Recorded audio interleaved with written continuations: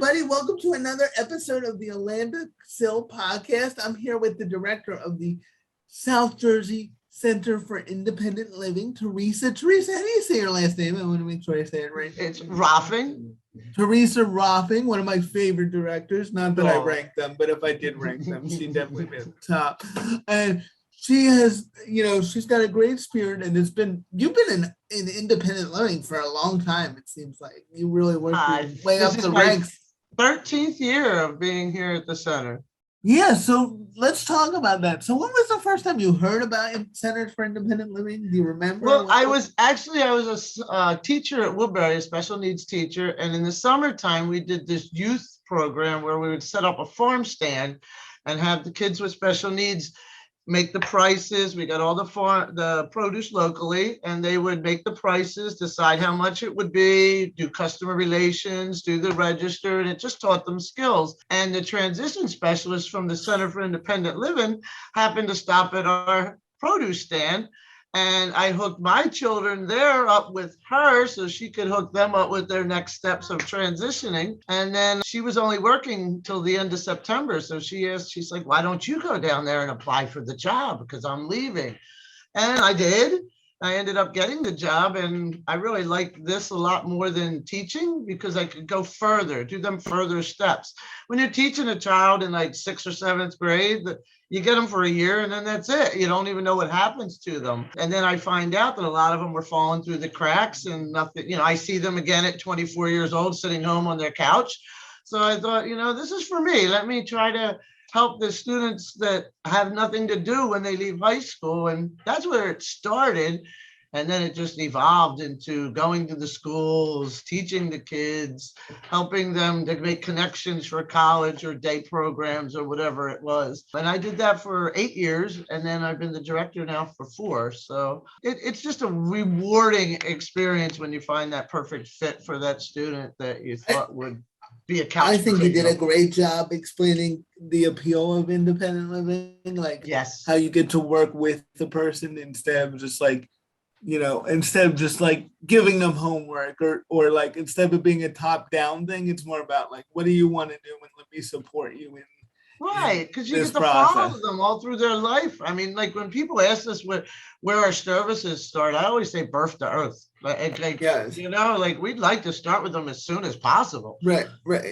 And I always say too, like they're in the driver's seat. And that's something that I think is different about independent living compared to You're correct. Like we're not going to harass you. Like if you don't want our services, like it's up to you. Like you have to be initiating the work. You have to have a part in it. You have to and skin that's the the game. Thing. I never even heard of DVRS. I've never heard of Centers for Independent Living until I got here.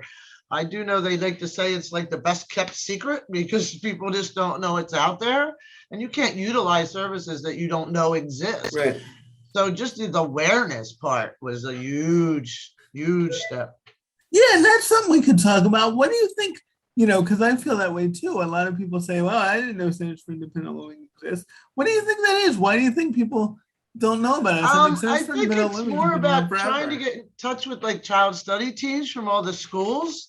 Because when these schools leave, they graduate, we should be in contact with every single one of them that had an IEP. Right. Whether if they're set up with their life and they know they're going to college and they don't need us, that's fine. But at least we could touch base and let them know that we're here 2 years from now if something happens to you. Right. And also, like they could need us in college. Like who talked to them about, because navigating college with a disability is different than high school. You have to. As I always tell people, and now we're just going off and talking about things but I think people are interested in. College doesn't go up to you and say, do you have a disability like they do in school? They're not mandated to do that. You have to be the one to go to your college and say, I have a disability and need an accommodation. I'm sure you found that too. People are like, well, I've been struggling and nobody's said anything. Well, they don't have to in college.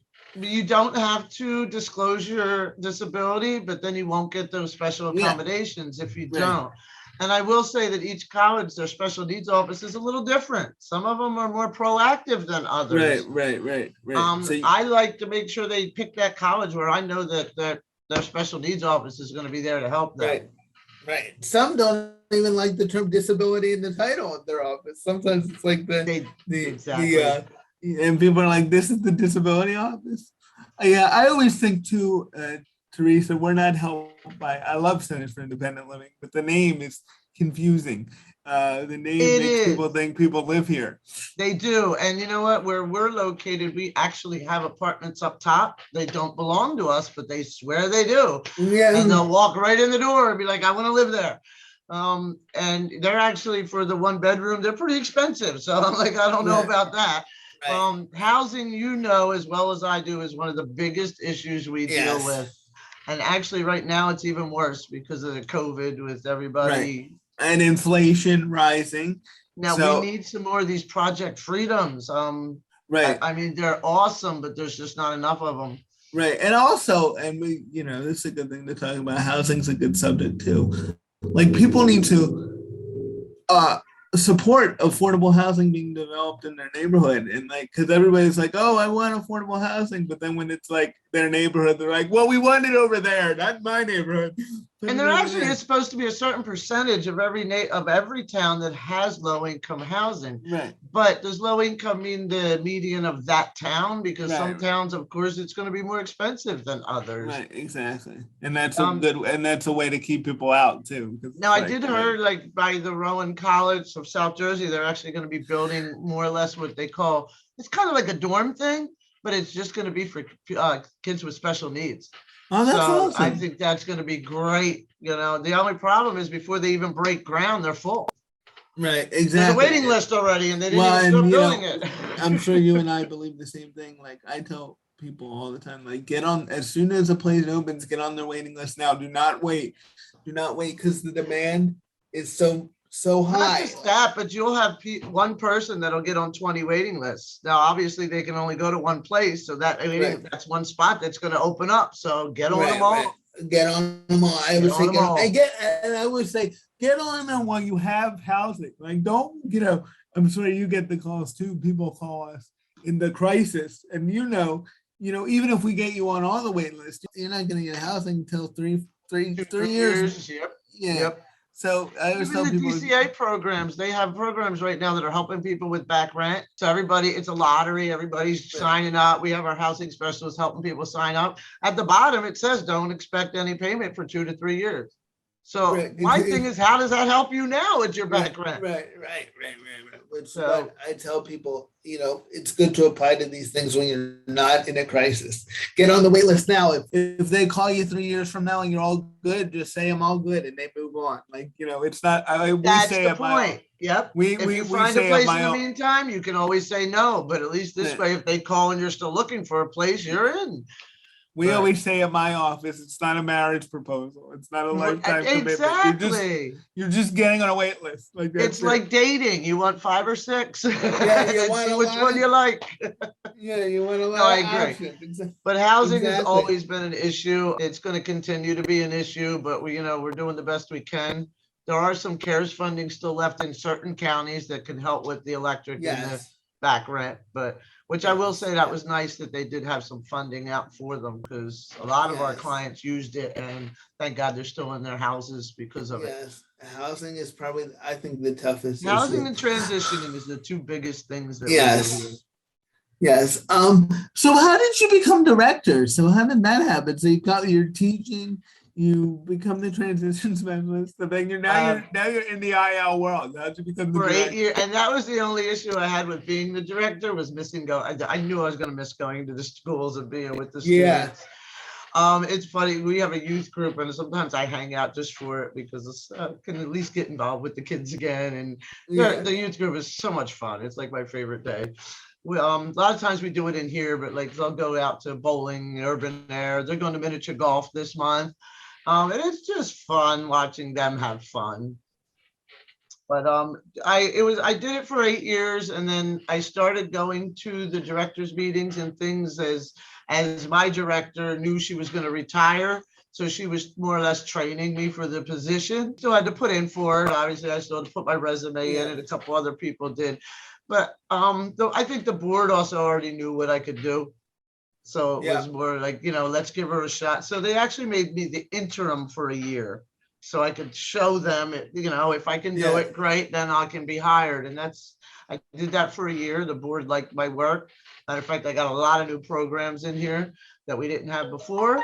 So then they actually hired me for as active after that. So it's been 4 years. I think they made the right choice. Thank you. I approve. And we have a lot more programs going on in here. Like we have our food pantry now. During COVID, we opened that up because of all the food insecurities. And actually, right now, because of this inflation, people are still calling for food. Right. We do a lot. The support programs, we've built them up big time. Like we have one one where I would say like 20 of them come every other Wednesday. Oh, cool. Talk about that. So what's that support program? What do you guys do? It started as a women's support group because we had our own men's support group, and they wanted to be together. So we just pushed it into one group, and the men and women all come. We do it from 11 to 1. We usually have a guest speaker according to what they need. A lot of them will ask questions about Medicare. So I'll have somebody from Medicare come in to answer them directly. This month, I have New Jersey SNAP Ed coming in. They're going to teach us how to make some healthy snacks and actually let them try it. And they'll come in to do 6 classes. They were actually free for us. The food pantry in Pennsauken is going to pay for them to come in and do these lessons. And we like to play games. So this month we're doing Christmas in July. So we have a little poke a tree game where little tissue papered cups made out of a tree, and they poke in and get prizes. A lot of them are just wine basket tickets, which they love. Another thing, every month we do a wine basket because the support group likes to buy tickets. Whoever wins gets the wine, and then that money pays for their lunch. That's awesome. So it's just the little things that you do to help pay for the little things we do for them. They love it. And then the youth group is separate because the youth group we do have some youth comes to that group as well, but the youth kind of like to just do their own thing. So we have 2 separate groups for that. Now, do you do them virtually, or is it now all back in person? Oh, it's all in person. We've been all in person since last summer. We started out with an outside ice cream social, and then we started to slowly bring it in as people. Everybody here has been vaccinated. So, we knew that was okay. And we've had our issues where somebody might have gotten COVID, and then we have home tests that we actually help people to get and make sure that they don't have it. But we did have one or two scares where somebody had it and called and said, I was with you guys last week and I'm tested positive. But nobody here has gotten it yet. So we're good. We're good there. Thank goodness. Pray for that. Oh, yeah, that's good. Good job. What have been the biggest challenges about becoming a director? What have been like? Like I said, I do miss the kids, but I will say it's the paperwork, reporting. Yes. That would be my challenge, only because you do so much and you have to condense it into a couple paragraphs. Yes. And state everything you've done. Right. And then you're always afraid you're going to forget something that you did because you want everything to be accounted for. Right. I think that's the hardest thing. Yeah. Yeah, when you're a director, you have to constantly worry about that, making sure you dot the I's, cross the T's, all the stuff. And everything's done by the book and, that kind of thing. Because even like I was, even the proposals that we've been putting out lately, there's certain websites you can actually send them to, and then they'll make sure you did everything by the book. So just learning to navigate that thing. The computer, the Zoom thing is all new for me. So I feel like my seniors, when they come in, we'll learn together. Yes. Technology is tough for my seniors. Everything is online now. Some of them don't have their phones. They're still using these flip phones from cellular. So how are they supposed to go online to, get on these waiting lists or to fill out their forms? Medicaid, turn me down. To come in, we'll appeal. You probably do the same thing. You have people come in here constantly needing to use the computers because everything's online. Well, and a lot of people don't necessarily, like you said, a lot of these programs assume that people, even if they do have a computer, have the skills to navigate it. Exactly. They can fill it out and they understand it. And I'm not the best at it, but thank God I have employees here that, are young and grew up with it and know what to do. Yes. And that's what Centers for Independent Living really do, I think, is help fill in the gaps for people, like that, navigate That's those the things, thing. fill Yeah, out you those navigate, applications. you advocate, and then you help fill out their forms for them Right, directly because they right, can't do it. We've actually been doing toiletry drives here for personal care items. Because even if you have food stamps, that doesn't mean you can get laundry soap. And when people feel cleaner and prettier and they feel right, better about themselves, right. and then I they don't, you lose some of that depression, anxiety, and a lot of things that we've been dealing with people being stuck home. Uh, Yes, and just it does help. living It through does these help. tough I'm actually times. thinking about one of the next groups that we do to do like a prom so that our seniors can dress up and come in Oh, and that's then get the cool. youth group to come in and ask them to dance or, just something, just so they can dress up to go somewhere. They have nowhere to go during COVID. Right, right. That's a good idea. Look at you, Teresa, just We make, just, making with things this, happen. and we're Making doing a things. back to school drive and the end of August. We have a lot of places donating things to us. And then the rest we'll just purchase with our unrestricted, but we'll make sure that every kid has a book bag and it's full of school supplies. That's awesome. So, do you know how long has the CILSJ been around? Do you know? Oh, what is it? We're on our 37th year, I think it is, or 35th year, something like that. Because, the director before me was director for 27 years, and I've been here for 4. So it's got to be 32, 34 years, somewhere there. Wow. I Back in the think, 80s. yeah, Now people they've don't. moved around 3 or 4 times, but we've always stayed in the same area. We are actually in the area with all the other disability agencies so that we can work together. We have the Ability Solutions that has the sheltered workshop 2 doors down, St. John of God across the street, which is an all adult day. And then we have the ARC and us and Catholic Charities all in a row. So we work with each other so that Oh, when that's somebody nice. comes to us, we can do what we can do and then send them to the other agencies for the programs that they have. Oh, that's nice. So you're all like right next to each other. We call it Disability Row Yeah. because we're all right here. But it's perfect because when you have a client that needs something else, like if I have a client that needs to see if they need to work in a sheltered workshop, I can just refer them down the street for a 28-day trial. Right, Boom, right. they're in. Oh, If they need a site to do something, they come to us and we work really well together. that's awesome. I think that's great. It puts it's like a one-stop shop for your It disability. is, and it helps because we can do the employment part, we can do some of the other parts, and then like Catholic Charities actually helps them get furniture and helps them, and it's just between us all, we can meet all the goals that one person might have. Yeah, that's great. And how do you think sales are different than these other great agencies?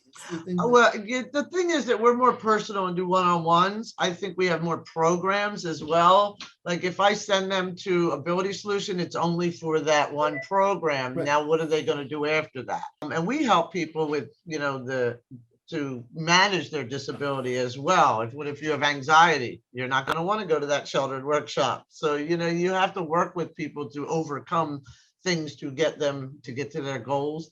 And we do a lot of advocating, whereas that, a lot of the other ones don't do the advocating for them. yes, I agree. And a lot of it, like you said, kind of that the more human touch of like your day-to-day practical problems. Plus, we like, stay with them. They may yes, do a goal and then they're done with them, whereas they'll come back, we'll do another right, goal, do another goal. right. And we just make sure that we stay with people until, they Until they come get back. tired of They're us. always going to need us. Like I was about to say until they don't need us, but they always are going to need us. Right. It might be a year down the road, something else happens and they need us again. Right. That's what I say. Like sometimes people come, you don't hear from people for a while and then they resurface and they show, They hey, do. I'm back. And then even like, the emergency preparedness things that we're going to be doing, hopefully these classes, that's going to help people, especially people that are anxious about like, what if this happens? What if that happens? Yeah, so talk about that. Talk about what you're planning. So we're still waiting for that grant. As you know, we were approved. We're just waiting for it to get financially. And I actually have a girl that already works here that's going to be doing them. And we're going to do, I think we were doing 10 classes for 10, 12 people twice a year. And we're doing to do emergency preparedness. We already purchased some go bags for the people to take home with them. That's a 3-day bag. It has enough water in it and flashlights, batteries, all that for them to surface for 3 days. We're getting home COVID tests for them to also take home. And we're going to explain not just COVID and what, to be prepared for something like that, but we're also going to explain every single emergency. It could be tornado, hurricane. We had Sandy that kind of taught us that people got stuck in their houses that were supposed to evacuate without electricity, and they had these life-threatening, disabilities that they needed electric for. Yes. And some of them actually ended up dying in their house because, Right. nobody knew they were there. So now we're doing Register Ready, which will help because if they register, people will know they're there. We're still trying to figure out how that's going to happen, though. Like, how are you going to go get all these people in a flood?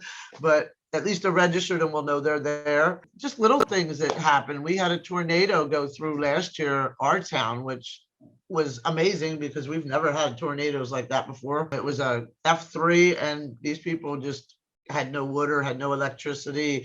They had to live in trailers until the insurance came. So you understand all these things, and people don't realize that it can happen here. It's not just happening on the news. It can happen here. Right. No, and something will happen eventually. Like something, you're not going to be like, it may not be a tornado or a tsunami or anything, but like some type of crisis will happen. You have people that can't get out. I mean, even if it snowed and they're snowed in for 3 days, they're going to need food. They're going to need water. Right. They're going to need things. And I think what we as CILSJ really emphasize is, yes, there are things the government's supposed to do during a disaster, but you can't rely on that. Like you as a disability. Like you can't. I mean, FEMA did come out and assess, but that doesn't mean that they were going to help every single county that that tornado went through, and that's where we came in. We actually took them down some go bags. We helped out as much as we could. It wasn't just us; it was all of. I'm part of the DAC, which is the Disability Advisory Council, and everybody in DAC went down and helped out. And that's another thing. So DAC is awesome. Like this July 28th, we're actually doing a special needs job fair. The job fair is only for people with special needs. All the employers are on board with accommodations, and it's a little easier for them to go in. And we have a major one that we do where 800 people show up. People with anxiety is not going to come to that. This they will. And we help navigate them. We help them with their resume. We will have about 300 people with special needs show up for this. And it's that's awesome. That's a great idea. Best. It's the best. Is it your first? Is it your first this is our third that we've been doing. We did last year. We had to do it outside, so we didn't have as many people because of the COVID. We get the college to let us use their gym, and we do it right at the college, so it's really easy. Oh, that's a great idea. I might steal that idea from my. Yeah, I would. Yeah, you know what? And you have Stockton's right down the road from you. Yeah, and they're on board to do a lot of things. Stockton's a great college. They are a good college. So yeah, I would talk to their special needs office, see if you can set it up. Yeah, and like you said, if I could get our your DAC, you're on DAC, right? Our Disability Workforce Advisory Board on board, and and who else can help out? The WIB, the Workforce Development Board. They actually helped us as well. Yeah, that's a good idea. It's just they want jobs, but they're afraid to go out and get them. It's an anxiety thing. So and if you can help them a little bit with the anxiety, they'll go out, they'll get that job, and then we'll go through DVRS and get them a job coach if they need that support for a few hours. So it's making connections. Yeah, and this brings me to a good question for you, because you did a lot of work getting people. What would be your advice to, you're a young person with a disability, you just graduated, you want a job. What would be like, what would you tell them to do if they came to you, Theresa? Well, the first thing is to ask for support. A lot of people are afraid to ask for support, afraid to, like you said, disclose your disability. Just everybody has a disability. If you think about it, we all have things that we can or can't do. And we all need help at one time or another. So if just to come out and get that support that you need, because we can help you to build that resume, get a job, walk you through it. We do banking and budgeting with these guys for, if you're having issues, come in. My biggest thing is just reaching out. That's the first and major step. Reach out. We'll do an ILP with individual living plan. I may have them give me 2 short-term goals and 2 long-term goals, and then we can try to help you to achieve them. Goals must be realistic. Like, don't come in and tell me you want to drive an airplane when you know that you have color blindness. You want to be a rapper? You want to be a rapper? You want to be you know what? My biggest one is all the kids I want to play video games and get paid for it. Well, don't we all? Right. I always say, my thing I tell people is, all right, if that's your long-term goal, it's a good long-term goal. But while you're working on becoming a professional video game player, you need an actual job and an actual right. There you go. In case this doesn't work out. So that's another thing. All the kids, that's a good point. Plan A, B, and C, because just in case you need the backups. You need a skill. You need something. My biggest thing is making sure they're realistic goals. Yeah, I want to be the president of the United States too, but I know I can't. So right. And maybe it'll work out, but I'm saying let's have a backup plan. Maybe you'll run and maybe it'll it's not a bad, you're right. It's not a bad thing to shoot for the stars, but make sure you have some plans on the way there. Yeah, shoot for the stars, but we don't want you to run off the cliff. We want you to we want you to have a backup plan. But yeah, I want to be a professional football player and make that money too, but I don't think I'll ever be there. Well, if that doesn't work out, what's your plan? That's exactly right. And it's okay to have 3 or 4 plans in case something doesn't work out. I never saw myself sitting here. I changed my major in college 3 times. Right. Yeah, I think I've noticed that in all my directors' interviews, everybody's like, I have no idea how I got here. I just kind of wandered in, and one thing led to another. And it was funny because the lady that came to the stand to get me, I used to substitute for her like 13 years ago. So that's how we met. But if it wasn't for her walking up, I would have never known the Centers for Independent Living existed. So we really do need to get some more awareness out there that we're here. And that's a good thing to talk about too, because we're talking about helping what do you do to find a job? I tell people too, you just gotta get involved and do stuff. In the community. Yes, volunteer, call your Center for Independent Living. They'll find something for you to do. Nobody knocks on your door and goes, I hear you're looking for a job. You get jobs by meeting people and getting out there and connecting with people. So right. I'm even trying to get the community to start to get in touch with people. They used to send out newspapers and flyers in the mail telling you what was going on in the community. Now they just put it up online. And we were saying, a lot of these people do not have access to that or don't go to Facebook. And then I hear later that they read in the newspaper that there was an event that they didn't know about. So we're trying to figure out how to get these events out there. Right. Right. Yeah. I think I love technology. I love social media, but I think you're right. It's important we don't leave people behind that's not their world. It's not their world. I stole my bookkeeper's clipboard. My bad. Right. Yeah, it's awareness. It really is awareness. We've talked about that before, how we can actually get things out. I mean, we have sent out mails and most of it ends up coming back. So it's getting tough. And that's the thing too. You notice that too when you do stuff like that too. It doesn't have the bang for the buck that you're hoping sometimes. And so you're like, okay, so I'll just switch to electronic, because that's how most people are getting. Even then, they'll put up something that is going on maybe tomorrow or the next day. And, if people use Access Link, they need at least, a week to make their reservations. And, that can be tricky as well. And even Access Link, people don't know that that's out there for them to take to different places. And that's why I hope since COVID happened, people will get more used to at least offering a virtual component to things. And in about 20 years, when that generation goes, everybody will be using the web. Everybody will be using the internet. But right now, you still have those, seniors and people like me that don't know it as well. It's a generation. Theresa, I thought you were 27, 28. That was my estimation of your age. I thought I thought we were around the same age, you and I. Yeah, so, I wish. So I think I graduated high school before you were born. Of course, I'm I'm like I'd be 13. pushing 60 soon over here. Yeah, so I'm like 13 and a half. So There you go. When I first started coming to the directors meetings, they were like, "How old are you?" Like, get I out of didn't school. think you were the youngest director, though, right? Yes, I was. Yes, Awesome. I Awesome. was. Doing a great job down there. Great job. We are.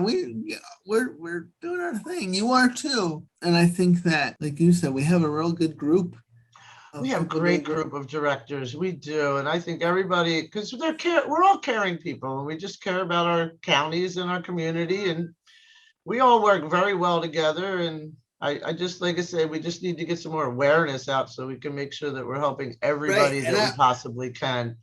The I would encourage. underserved, overpopulated, that's what comes to mind. Right. And I would encourage everybody, you know, reach out to your local CIL if you're listening to this and see if you can get involved. If you're looking for something to do, there's plenty of stuff to do that centers offer. And you don't know where that opportunity is going to lead. Like Theresa didn't know that she would end up here just by standing I still thought I'd be in the classroom. fair. Which, don't get me wrong, I love to teach, but I just like now, like you were saying, I get to see what happens to somebody through their whole life instead of just that one period of time, and then new faces come in. How long I did you love teach? love my job. How long did you I teach? taught for 2 years at Paulsboro and then 10 years at Woodbury. Wow. And then, yeah, see, I'm showing my age now because then I've been here for 13. So, and I was a slow start. I went back to school quite off, a little bit. I graduated with my teaching degree not until 2000. So it was one of them, go back to school, go back to school. My mom was telling me I was a professional student at that time because I love to go to school. Right. But and then it gets a little expensive, so you got to do something. Yes. But I actually went to school for accounting, and I just couldn't see myself sitting at a desk all day, not talking. We like to talk. So yeah, that's the thing about directors, like that we're people who need to like talk, get out. But that's why I picked teacher. I said, they're going to pay me to stand in front of kids and talk. All right. And then you became a director, and you're like, oh, they're going to do it again. More. They're going to do it again. They're going to do it again. Yeah. So how do you deal with, because I get a lot of questions sometimes when people with disabilities start working, they're very concerned about their benefits and their Social Security and how everything gets dealt with. How do you navigate that? What would be your tips towards navigating? Well, the thing is, you can make so much a month or so much a year, depending upon whether you're on SSI or SSDI. And the problem is, yes, they have to keep track of that, because if you get overpaid, it ends up coming out of your check. Yes. So we do help them with that to make sure that they don't go over their amount. I have several people working for me that are on SSDI, so we make sure that they keep their hours according to what they're allowed to make that year and still get that check. I always tell them, though, because I have some that'll say, I'll just keep working and forget the check. You don't want to do that, because what happens when that job ends or something happens, and you need that check is for life and you want to keep that. Right. But you do have to worry about your hours and make sure you don't go over. Right. But we'll help them with that. Yeah, and I agree. My first thing is you got to know if you're on SSI or SSDI. SSDI. How much can you make? Is it annually? Is it monthly? Yes. Because in monthly, sometimes when you get 3 pays in 1 month, that can mess you up. Right. So I'll shorten their hours that month. So you really have to understand your benefits, because you can't, like with Social Security, when they find out you're working over, they don't care that you didn't understand. They're like, well. Oh, no. I've had people come in here and owe thousands of dollars. Yes. Because Social Security will also take their time to get to you to let you know. And by then you've worked 3-4 months over. Yes. And that's the other thing I tell people, like, and I learned this too, like I thought Social Security knew before I got this job when I first started working and I was still on it.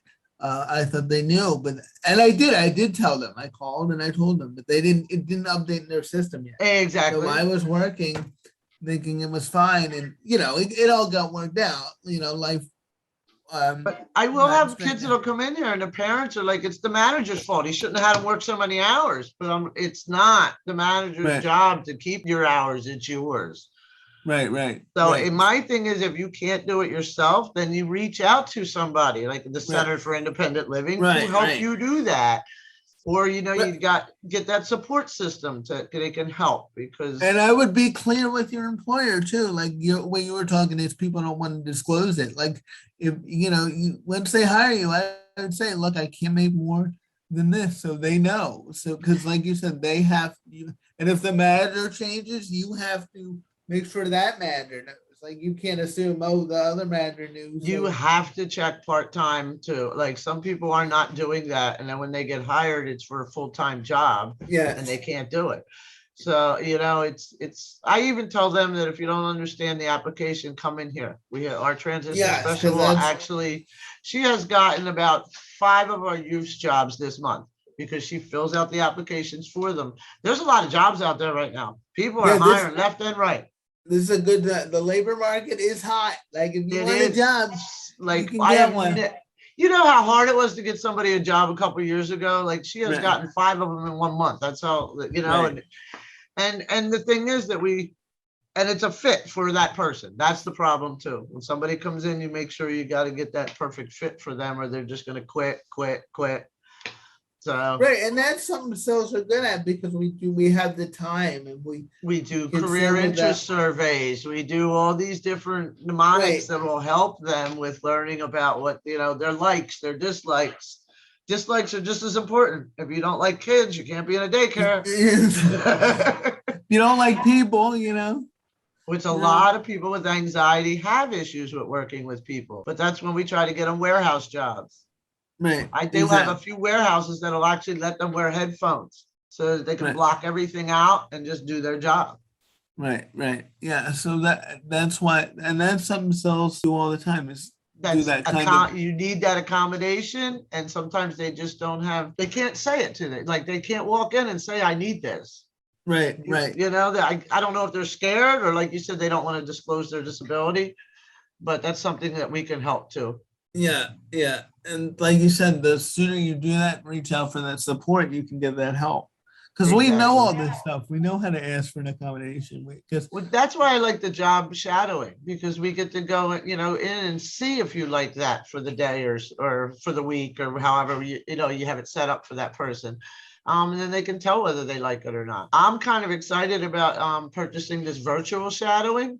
Oh yeah, let's talk about that. So for those of you that don't know, we're Centers for Independent Living are going to get a virtual job shadowing program, and it's going to be really cool. You can try out different jobs virtually, right? That's the idea. Yeah. So you put it on like I don't know if you've ever done the virtual reality. You feel like you're in there, because the first time I did it, I was at one of them Franklin Institute or something. And I was actually talking out loud. I thought I was inside there, not realizing other people are in the same room with you. But I actually thought I was in a boat. I thought I was trying, like, you really think you're there. So they're going to go into these jobs, and in your mind, you're really there, and you get to check them out without actually having to leave. With people with anxiety, this is going to be great. Right. Because they're going to be able to see if they can do it without actually having to go to 15 places and, do it by getting there, traveling. That's I'm excited. Awesome. I'm really excited about that one.